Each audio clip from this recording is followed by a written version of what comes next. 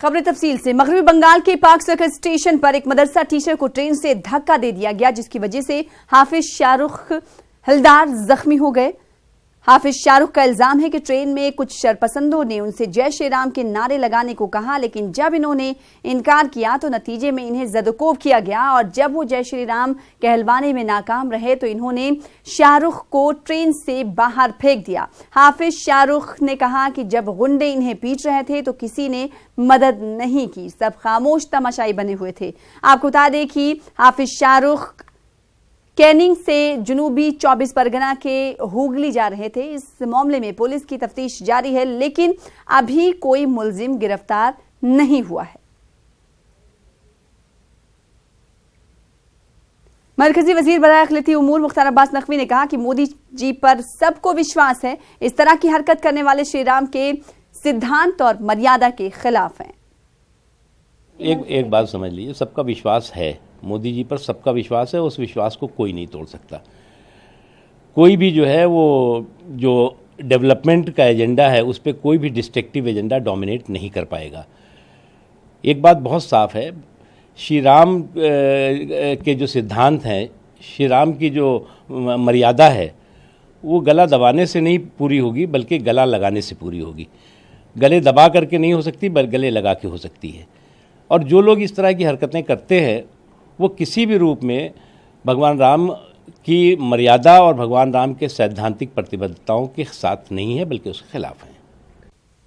तो मरकजी वजीर बराए अखिलती उमूर का रद्द-ए-अमल देख रहे थे। इसी मामले को लेकर मगरबी बंगाल में एक वाकया पेश आया है जिसमें एक हाफिज शाहरुख, जिनका नाम बताया जा रहा है, उन्होंने जय श्री राम का नारा नहीं लगाया, जिसके बाद गुंडों ने ट्रेन से उन्हें धक्का दे दिया। शबाना एजाज हमारे साथ जुड़ी हुई हैं कोलकाता से, उनसे जानेंगे कि कब का ये मामला है और इस मामले में क्या कुछ अब तक तफ्तीश में निकला। और शाहरुख जो हाफिज हैं, शबाना बताइएगा उनकी हालत अब इस वक्त कैसी है?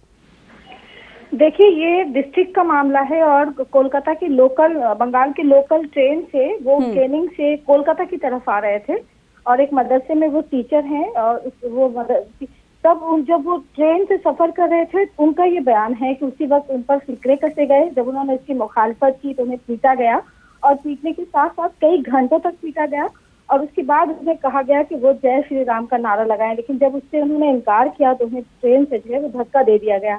शाहरुख का कहना है कि वो पुलिस कोलकाता के तोसिया थाना में गए थे, क्योंकि पाक सर्कल लोकल स्टेशन से वो उतर के डायरेक्ट वो थाना आए थे, तोसिया थाना, लेकिन यहाँ उनकी केस दर्ज नहीं की गई बल्कि उन्हें बालीगंज भेजा गया।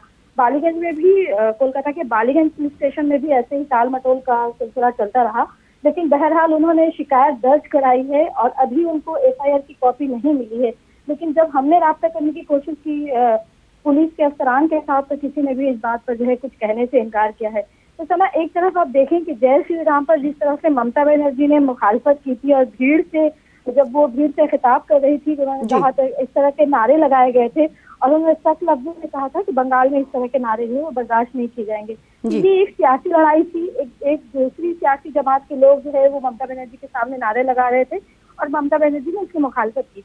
लेकिन अब ये सियासी लड़ाई आम लोगों के दरमियान आ गई है और अब सियासी लीडरान ही नहीं बल्कि आम लोगों को इसका निशाना बनाया जा रहा है। तो बहरहाल ये काफी तशवीशनाक बात है। जाहिर सी बात है शबाना, सियासी ड्रामे को भी हमने देखा था जय श्री राम को लेकर जो मगरबी बंगाल में चला, लेकिन जय श्री राम नारा जो है सिर्फ मगरबी बंगाल में नहीं बल्कि दिगर रियासतों में भी फैलता हुआ जा रहा है। तबरेज का एग्जाम्पल हमारे सामने है, झारखंड में उसे पीट कर हलाक कर दिया गया और सबसे अफसोसनाक ये बात है कि जो लोग आसपास खड़े हुए रहते हैं वो कुछ नहीं बोलते हैं, वो सिर्फ खामोश तमाशबीन बने रहते हैं।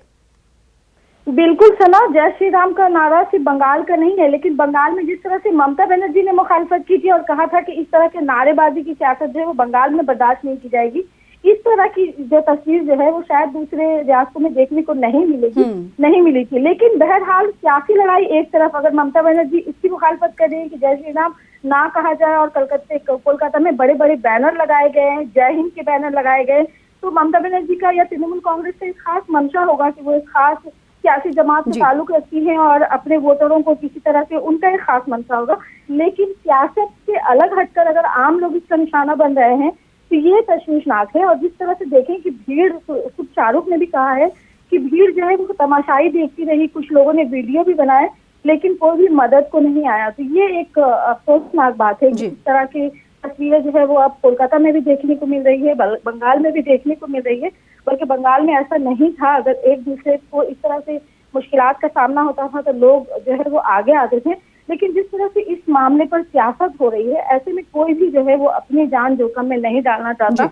और शायद शबाना, हाफिज खान कहां से कहां जा रहे थे? और साथ ही साथ ये बताइएगा, जिस तरीके से आपने कहा कि वो कई पुलिस स्टेशन का दौरा करते रहे और वहां पर ढुलमिल रवैया पुलिस एहलकारों की जानिब से दिखाई दिया, क्या लगता है कि जब मुतासरा जब मदद की गुहार के लिए और अपना केस दर्ज कराने के लिए पुलिस स्टेशन का रुख करता है तो ऐसे मामले क्यों सामने आते हैं? हमने देखा है कि कई बार ऐसे मामले सामने आते हैं और पुलिस देर कर देती है जब तक वक्त खत्म हो चुका होता है। इस मामले में शाहरुख क्या कहते हुए नजर आ रहे हैं? क्या उन्हें एफआईआर की कॉपी अभी तक मिली? आपने जैसे कहा कि नहीं मिली, क्या पुलिस की जानिब से यकीन दहानी कराई गई है कि एफआईआर दर्ज कर लिया गया? क्या मामला आगे बढ़ता हुआ दिखाई दे रहा है?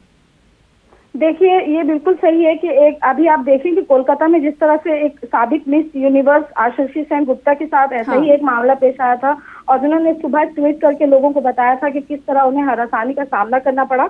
एक पुलिस स्टेशन से दूसरा पुलिस स्टेशन में भेजा जाता है और कहा जाता है कि ये उनके थाने का मामला नहीं है, दूसरे थाने का मामला है, जिसके बाद हुकूमत ने कई अफसरान को जो है वो मुअत्तल किया था। अब देखना ये है कि इस तरह का इल्जाम अगर शाहरुख ने लगाया है, उन्हें तोसिया से बालीगंज भेजा गया और उनके साथ टाल मटोल किया गया, तो अब हुकूमत क्या जागती है। और बहरहाल इस मामले में जो पुलिस का रवैया है, जिस तरह से लोग शिकायतें दर्ज कराने जाते हैं, खुद आशीष सेन गुप्ता ने भी कहा था कि अगर आपके साथ कोई हादसा पेश आता है तो आप ये देखें कि आपके 100 मीटर की दूरी पर कौन सा पुलिस स्टेशन पड़ता है। तो ये जो है वो काफी अफसोसनाक है कि लोग जो है वो पुलिस पर भरोसा करते हैं और पुलिस जो है अगर उन्हें उनकी मदद के लिए नहीं आती है। और खुद अगर आप देखें कि ये रेलवे स्टेशन में भी पुलिस के एहलकार रहते हैं, उनकी तरफ से भी कोई जो है वो उस तरह का कोई नहीं दिखाया गया। और मारपीट जो है वो शाहरुख को देखकर अंदाजा लगा सकते हैं जैसे किस तरह से जब्त किया गया है। काफी बुरी कंडीशन है, वो अभी घर से बाहर नहीं निकल रहे हैं और उनका यही कहना है कि पुलिस ने कहा है कि एफआईआर दर्ज होगा, एफआईआर दर्ज हुआ है और उसकी कॉपी उसको मिलेगी, लेकिन वो इतना डर गए हैं कि वो घर से बाहर नहीं निकल रहे हैं, जिसकी वजह से वो एफआईआर की कॉपी नहीं ले पाए हैं। बहरहाल पुलिस की तरफ से अब तक इस मामले में चुप्पी साधी गई है। अब देखना यह है कि सियासी मैदान जो है वो इस मामले में अपने लब खोलते हैं या नहीं और किस तरह की बयानबाजी होती है और खासकर वजीर आला ममता बनर्जी इस मुद्दे पर क्या कहती हैं। जाहिर सी बात है, देखने वाली बात होगी, लेकिन ये इनिशियल स्टेज है, यही मॉब लिंचिंग की शक्ल ले लेती है कि जब एक भीड़ की जानिब से किसी शख्स को, किसी बंदे को पीटा जाता है तो खामोश तमाशबीन तमाम लोग खड़े रहते हैं और पीट पीट कर हलाक कर दिया जाता है। का एग्जाम्पल्स हमारे सामने हैं।